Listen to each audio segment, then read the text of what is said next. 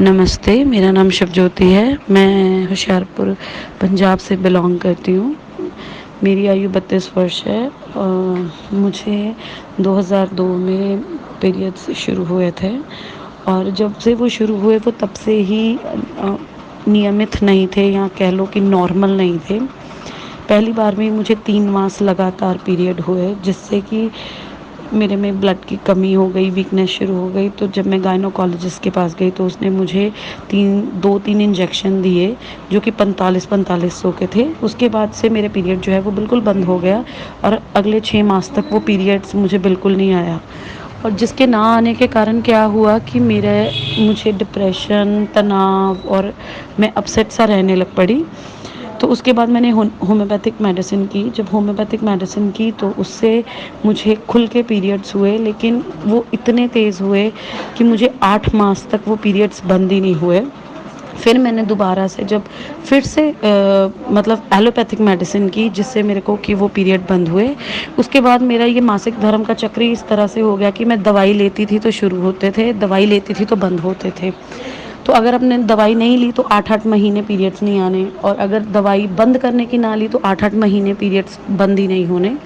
तो धीरे धीरे टाइम निकला, बहुत से टेस्ट करवाए, बहुत से डॉक्टर्स के पास गए, बहुत सी मेडिकेशंस ली, लेकिन डॉक्टर्स को कुछ समझ ही नहीं आता था, क्योंकि उन्हें ये लगता था कि अंदर में कोई प्रॉब्लम नहीं है, कोई सिस्ट नहीं है, कोई इन्फेक्शन नहीं है, कोई स्वेलिंग नहीं है, कोई और दिक्कत नहीं है। तो उनको ये होता था कि भाई तुम्हें दवाई किस बात की दें। कि ये हमारे करियर का पहला ऐसा केस है कि पीरियड्स अगर आते हैं तो इतने आते हैं कि बंद ही नहीं होते। जो लोगों की 1-1, 2-2 मेडिसिन खाने के बाद बंद हो जाते हैं, वो तुम्हारे 2-2, 3-3 पत्ते खाने के बाद भी वो बंद नहीं होते। इंजेक्शंस के बाद भी तुम्हें हल्के हल्के हल्के हल्के होते रहते हैं। तो इसी तरीके से टाइम निकलता गया, मैंने इस चीज़ के साथ रहना सीख लिया। और अभी ऐसा हुआ कि 1.5 वर्ष पहले मेरी शादी हुई, और शादी के बाद से ये प्रॉब्लम मेरी इतनी वर्स्ट हो गई कि मुझे हैवी ब्लीडिंग के साथ साथ अंदर से मांस के टुकड़े भी बड़े बड़े गिरने शुरू हो गए, जिसके कारण कि मेरा ब्लड लॉस इतना जल्दी होना शुरू हो गया कि मेरा जो HB है वो कुछ ही दिनों में गिर जाता नीचे, कि जिसके कारण मुझे ब्लड चढ़ाने की ज़रूरत पड़ती थी।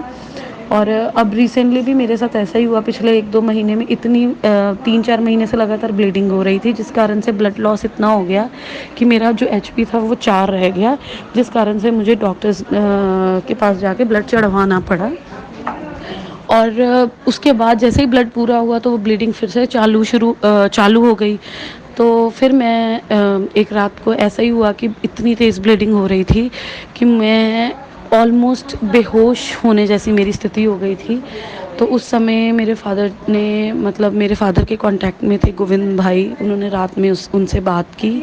और जब उनसे बात की तो उन्होंने कहा कि इसे गुड़िया को तुरंत में आप दूध में नीम का तेल डाल कर दें, जिससे कि इसको तुरंत ब्लीडिंग में जो है अचानक से जल्दी से फ़र्क पड़ेगा। और साथ में पेन मेरे को इतना ज़्यादा हो रहा था कि मेरी चीखें निकल रही थी। तो उन्होंने कहा कि इसको फिटकरी के पानी में रुई भिगोकर इसके स्थान पर रखें, जिससे कि इसको दर्द में भी राहत मिलेगी। सुबह तक मेरे को काफ़ी फ़र्क पड़ा, पर मुझे ये था कि नहीं, मुझे अब डॉक्टर के पास जाके फिर एक बार से सारे टेस्ट करवाने हैं और चेकअप करवाना है। तो मैं डॉक्टर के पास गई, जहाँ से मुझे उन्होंने रिकमेंड किया कि आप पहले स्कैन करा के आएँ। मैंने स्कैन कराया और फिर मैं डॉक्टर के पास गई तो वो हंसने लग पड़ी कि तुम्हें दवाई क्या दें, तुम्हें तो कोई प्रॉब्लम नहीं है। तो फिर भी मैंने उनको कहा कि मेरे को ब्लीडिंग इतना हो रहा है तो कम से कम उसको रोकने की तो दवाई दो। तो उन्होंने उसे रोकने के लिए दवाई दी। तो मेरी 4-5 दिन में दवाई ख़त्म, जो है मेरी ब्लीडिंग जो है वो रुक गई। तो मेरे को फिर मैंने फिर गोविंद भाई साहब से कांटेक्ट किया दोबारा, और मैंने उनसे पूछा। तो उन्होंने मुझे कहा कि बहन, सबसे पहले तो आप जो इंग्लिश दवाई लेती हो आप उसको बंद करो, क्योंकि आप इससे अपने शरीर को और ज़्यादा ख़राब कर रही हो।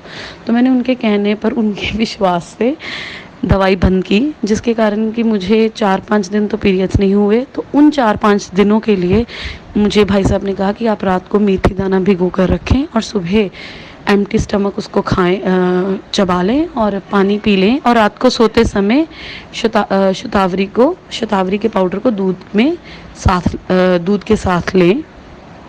4-5 दिन ये करने के बाद जब मुझे वापस से पीरियड्स हुए, तो पीरियड्स का फ़्लो इतना ज़्यादा था कि मुझे एक दिन में ही मैं मतलब ऐसा लग रहा था कि मैं अनकॉन्शियस होके या बेहोश होके गिर जाऊँगी, और बड़े-बड़े पीसेस आने शुरू हो गए, दर्द इतना शुरू हुआ। तो मेरे को फिर उस समय गोविंद भाई साहब ने गाइड किया कि आप नीम का तेल लें, सुबह शाम दिन में 2 बार लें, और उसके बाद फिटकरी का पानी लें, और फिर वही कि फिटकरी के पानी में रुई को डुबोकर अपने वहाँ पर रखें। और 2 दिन में जो मेरे पीरियड्स का फ़्लो था वो उसमें बहुत फ़र्क पड़ा। और जो पीरियड्स मुझे 3-3, 4-4, 5-5, 6-6 महीने रह रहे थे, वो आज मेरे को छठे दिन बहुत ही कम हो रहे हैं, बहुत ज़्यादा कम हो रहे हैं, और ऑलमोस्ट वो रुकने वाले हैं।